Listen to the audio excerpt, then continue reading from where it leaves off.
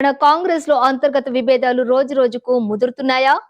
జిల్లాల స్థాయిలో మొదలైన పంచాయతీలు ఇప్పుడు రాష్ట్ర నాయకత్వాన్ని దాటి ఢిల్లీ అధిష్టానం దృష్టికి చేరుతున్నాయా? తాజాగా చోటు చేసుకుంటున్న పరిణామాలు చూస్తే అవుననే సమాధానం వినిపిస్తోంది. ముఖ్యమంత్రి రేవంత్ రెడ్డి విదేశీ పర్యటనలో ఉన్న వేళ రాష్ట్ర కాంగ్రెస్ లో అసమ్మతి స్వరం మరింత బలంగా వినిపిస్తోంది. వరంగల్ జిల్లాలో మంత్రి కొండ సురేఖ కుటుంబం, పరకాల ఎమ్మెల్యే రేవూరి ప్రకాష్ రెడ్డి మధ్య రాజకీయ విభేదాలు బహిరంగ చర్చకు వచ్చాయి. పరకాలలో వచ్చే ఎన్నికల్లో రేవూరి ప్రకాష్ రెడ్డి కాంగ్రెస్ అభ్యర్థిగా ఉంటారని సీఎం రేవంత్ రెడ్డి చేసిన ప్రకటన తర్వాత వివాదం మరింత ముదిరింది. దీనిపై మంత్రి కొండా సురేఖ కుమార్తె కొండా సుస్మిత తీవ్ర వ్యాఖ్యలు చేయటం కాంగ్రెస్ లో కలకలం రేపింది.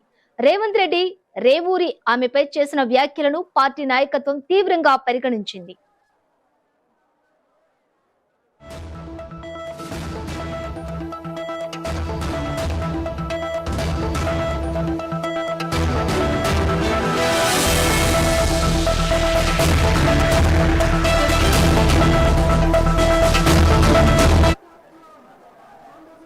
కొండా సుష్మిత వ్యవహారంపై పిసిసి చీఫ్ మహేష్ కుమార్ గౌడ్ స్పందించారు. నిజామాబాద్ మీడియాలో మాట్లాడుతూ ఆయన ఈ అంశంపై పార్టీ వైఖరిని స్పష్టం చేశారు. కొండా సురేఖ సుష్మిత వ్యవహారంపై అడిగిన ప్రశ్నలకు మహేష్ కుమార్ గౌడ్ సమాధానమిచ్చారు. పార్టీలో తలెత్తిన అంశాలను అంతర్గతంగా చర్చించి పరిష్కరించుకుంటామని ఆయన తెలిపారు. ఇక ఈ వ్యవహారంపై టిపిసిసి చీఫ్ క్రమశిక్షణ కమిటీ మంత్రి కొండా సురేఖకు షోకేజ్ నోటీసులు జారీ చేసింది. 3 రోజుల్లో వివరణ ఇవ్వాలని ఆదేశించగా సురేఖ తన కుమార్తె వ్యాఖ్యలతో తనకు సంబంధం లేదని వివరణ ఇచ్చారు. మరి కుటుంబ సంబంధాల కారణంగా కుమార్తె వ్యక్తిగత వ్యాఖ్యలకు తనకు బాధ్యురాల్ని చేయడం సమంజసం కాదని ఆమె స్పష్టం చేశారు.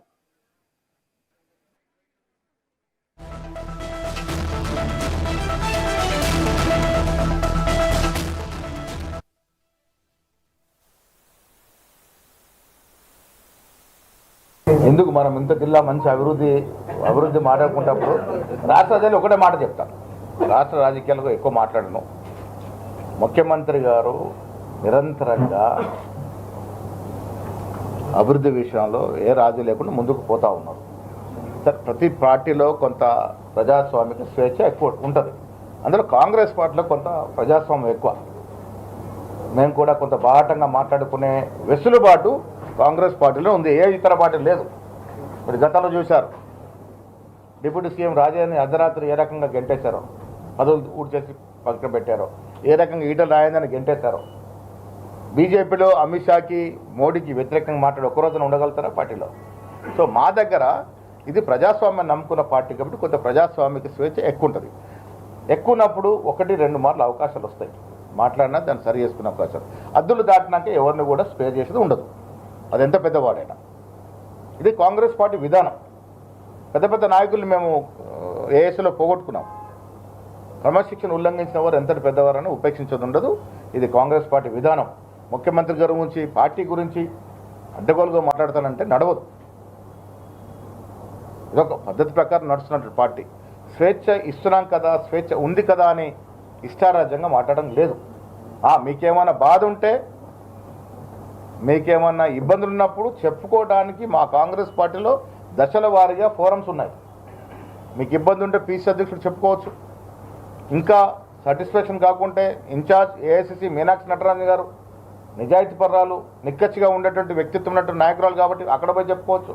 అక్కడ మీకు సాటిస్ఫై కాకుంటే పై లెవెల్లో కేసీ గారు ఉన్నారు, ఖర్గే గారు ఉన్నారు, ఎప్పుడు అపాయింట్మెంట్ ఇచ్చినా కలుస్తారు, చెప్పుకోవచ్చు.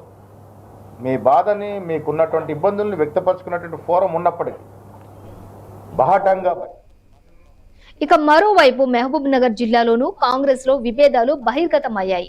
టిపిసిసి మాజీ అధ్యక్షులు, రాష్ట్ర ప్రణాళికా సంఘ ఉపాధ్యక్షులు చిన్నారెడ్డి వనపర్తి ఎమ్మెల్యే తూడి మేఘారెడ్డిపై చేసిన వ్యాఖ్యలు వివాదానికి దారితీశాయి. గత అసెంబ్లీ ఎన్నికల్లో టికెట్లు కేటాయింపుపై చిన్నారెడ్డి చేసిన ఆరోపణలపై మేఘారెడ్డి పార్టీకి ఫిర్యాదు చేశారు. ఈ వ్యవహారాన్ని కూడా క్రమశిక్షణ కమిటీ పరిశీలిస్తోంది. కాగా అసమ్మతి నేతలపై చర్యల విషయంలో కాంగ్రెస్ అధిష్టానం సీరియస్ గా ఉన్నట్లు తెలుస్తోంది. కొండా సురేఖ, చిన్నారెడ్డితో పాటు పలువురు నేతలకు పార్టీ క్రమశిక్షణ కమిటీ వివరణ కోరింది. పార్టీకి, ప్రభుత్వానికి ఇబ్బంది కలిగించేలా బహిరంగ వ్యాఖ్యలు చేస్తే సహించేది లేదని కాంగ్రెస్ ఎమ్మెల్యేలు తాజాగా స్పష్టం చేశారు. ముఖ్యమంత్రి రేవంత్ రెడ్డికి మద్దతు పలువురు ఎమ్మెల్యేలు, విప్లు మీడియా ముందుకు వచ్చారు.